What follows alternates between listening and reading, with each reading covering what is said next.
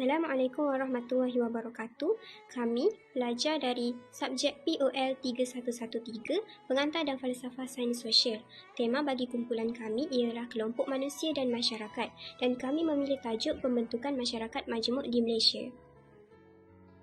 Kami terdiri daripada 5 orang ahli, iaitu saya, Nur Syaliha, Nur Ayuni Natasha, Siti Aisyah, Nurul Sihan dan Nurul Jannah. Menurut Rizka Alifah Ramadhani, istilah masyarakat berasal daripada bahasa Arab iaitu syaraka yang bermaksud ikut serta atau menyertai. 3 kaum utama yang terdapat di Malaysia ialah kaum Melayu, Cina dan India. Kaum Melayu, India dan Cina mengamalkan adat, agama dan budaya yang berbeza. Contohnya, kaum Melayu pernah mengamalkan adat pepatih dan adat temenggung di Negeri Sembilan dan menganuti agama Islam serta berkomunikasi dalam bahasa Melayu. Pada awal abad ke-18, struktur masyarakat di Malaysia mengalami perubahan yang berpunca daripada migrasi dari negara asing yang terjadi kesan daripada faktor penarik yang wujud di tanah Melayu, iaitu perkembangan perusahaan getah yang menambahkan keperluan tenaga buruh kerana penduduk asal atau tempatan enggan bekerja di ladang getah, dan faktor penodak iaitu sistem sosial di India yang menghadkan mobiliti ekonomi dan sosial. Assalamualaikum warahmatullahi wabarakatuh. Saya S62565 Siti Aisyah binti Nur Rosdi. Terlebih dahulu saya ingin mentarifkan tentang masyarakat dan majmuk. Okey, masyarakat menerangkan tentang komuniti manusia yang tinggal bersama-sama ataupun jaringan perhubungan antara pelbagai individu. Majmuk pula merujuk kepada kepelbagaian yang terdapat dalam sesuatu keadaan. Oleh itu, kita boleh mentafsir masyarakat majmuk merujuk kepada beberapa kelompok bangsa atau kaum yang tinggal dalam satu kawasan politik.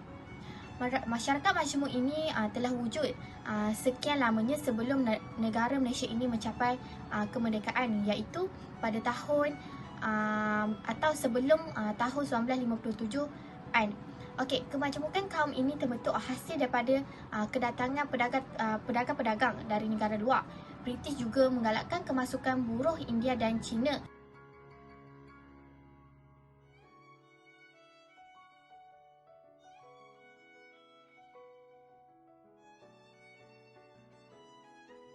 Peluang pekerjaan yang banyak telah diambil kesempatan oleh bangsa lain untuk datang ke tanah Melayu. Sebagai contohnya, melombong biji timah, ladang getah, menanam tebu dan memungut daun teh. Imigran etnik Indonesia juga datang ke negara Malaysia ini kerana keagamaan yang sama dan penggunaan bahasa Melayu ataupun penggunaan bahasa yang membolehkan rakyat tempatan mudah fahami. Selain itu, orang Cina juga berhijrah ke tanah Melayu sehingga berkembang menjadi bandar seperti Ipoh dan Taipei. Keadaan ini menjadikan kaum-kaum dapat bersatu dan membentuk masyarakat majmuk.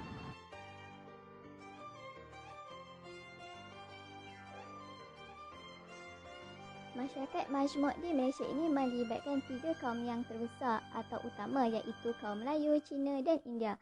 Akibat daripada pergaulan dan proses interaksi sesama kaum ini, maka lahirlah satu etnik baharu, iaitu etnik Baba dan Nyonya daripada kaum Cina dan etnik Ceti serta Jawi peranakan dari kaum India. Tidak dilupakan juga, di tanah Melayu sendiri terdapat satu etnik asli yang telah menetap di tanah Melayu sejak azal lagi yang dikenali sebagai orang asli. Di Sabah dan Sarawak juga terdapat banyak etnik yang dapat kita lihat. Contohnya di Sabah terdapat 33 jenis etnik seperti Kadazan Dusun, Bajau dan Murut. Malah setiap etnik ini mempunyai suku-suku kecilnya. Di Sarawak pula terdapat 27 jenis etnik, antaranya Iban, Bidayuh dan Melanau.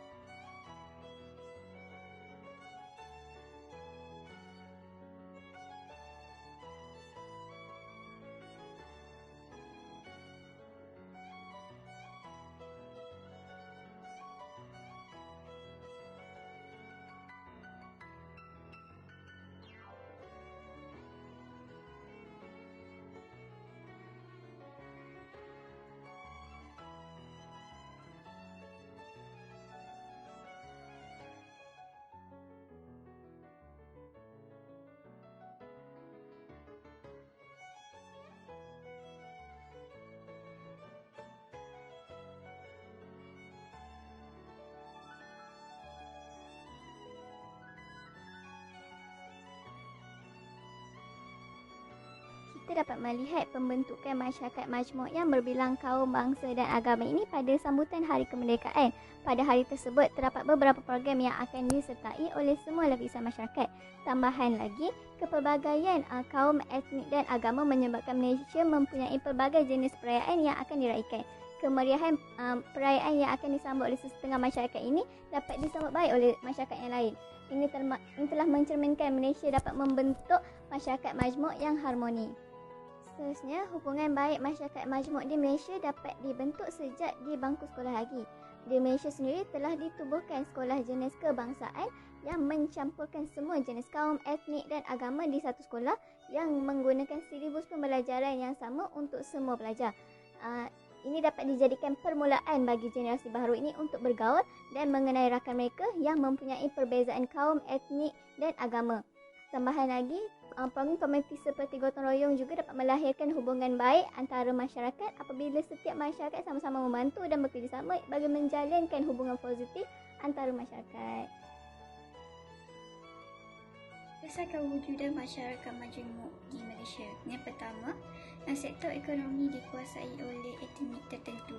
Sejak daripada zaman penjajahan British lagi, kaum Cina lebih banyak mendominasi sektor ekonomi berbanding dengan kaum Melayu dan India yang terlibat dalam sektor peradanan dan pertanian. Yang kedua, mewujudkan parti politik mengikut ideologi masing-masing. Banyak parti politik yang ditubuhkan untuk mengikut ideologi kaum masing-masing. Contohnya, etnik Melayu, parti politik PAS dan juga BN. Etnik Cina, parti politik TAP dan juga MEC. Manakala India, parti politik MIC. Yang ketiga, peranan kerajaan dalam mengekalkan keharmonian negara. Pihak kerajaan perlu bijak dalam mengurus masyarakat majmuk ini bagi mengelakkan perbalahan dan juga huru-hara. Kebaikan dia mengajar sikap tolak ansur. Dengan kewujudan etnik Cina dan India ini, masyarakat Melayu diajarkan untuk bersikap tolak ansur dalam kehidupan seharian mereka. Yang kedua, mewujudkan kepelbagaian adat resam. Setiap etnik mempunyai adat resam mereka, yang mana adat resam itu ialah mewakili etnik mereka, dan apabila terdapatnya etnik India dan Cina ini di Malaysia, ia akan menyebabkan kewujudan pelbagai adat resam di Malaysia. Yang ketiga, kewujudan pelbagai agama. Setiap etnik mengandung agama yang berbeza-beza yang menyebabkan kewujudan pelbagai agama di Malaysia. Perkara yang perlu ada untuk mengekalkan masyarakat majmuk adalah keadilan sosial. Keadilan sosial penting kepada masyarakat kerana ia merupakan kebebasan masyarakat dalam melakukan semua hal yang mereka inginkan. Yang kedua, sikap perpaduan dalam diri masyarakat. Setiap masyarakat perlu mempunyai sikap perpaduan dalam diri mereka bagi mengekalkan keharmonian negara dan juga bagi mengelakkan perbalahan baik dalam setiap etnik.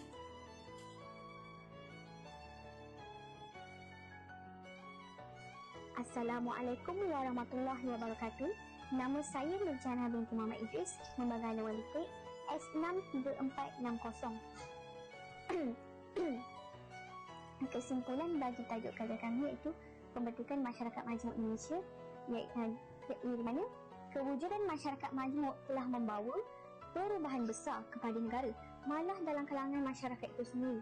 Masyarakat majmuk yang wujud dari pelbagai kaum seperti Melayu, Cina, India dan sebilangan kecil daripada orang asli dan sebagainya yang saling beradaptasi dalam persekitaran masyarakat telah membantu untuk berinteraksi antara satu sama lain yang membawa kepada hubungan sosial yang baik.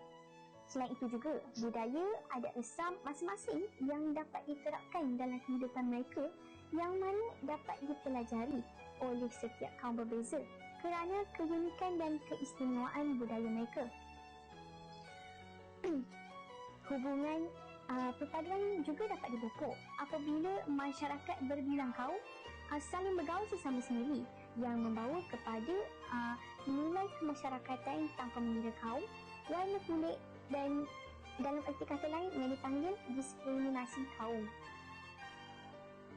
Namun, cabaran juga wujud apabila isu sensitiviti perkauman dipersoalkan. Hak mereka berdasarkan perbezaan kaum. Jadi, jurang besar ini telah membawa kepada kelemahan perpaduan sehingga berlaku pergaduhan dan tidak bersependapat akibat kepentingan diri masing-masing mereka ini. Maka, pelbagai usaha kerajaan dan masyarakat itu sendiri perlu bertolak ansur dan memahami kaum masing-masing agar kehidupan aman dan harmoni. Serta ianya juga membawa kepada negara maju dan perpaduan kukuh dalam kalangan masyarakat. Malah, ekonomi negara juga meningkat kerana faktor utama pembangunan negara bermula dari rakyatnya.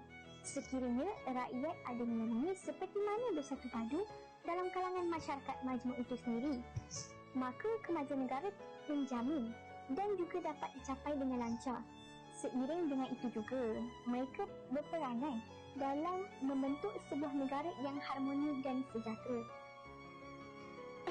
Dan tuntasnya daripada itu, keadaan ini sedikit sebanyak menunjukkan kewujudan masyarakat majmuk dalam negara bukanlah begitu semata-mata, malah telah membawa banyak kelebihan. Sekian sahaja episod. Terima kasih.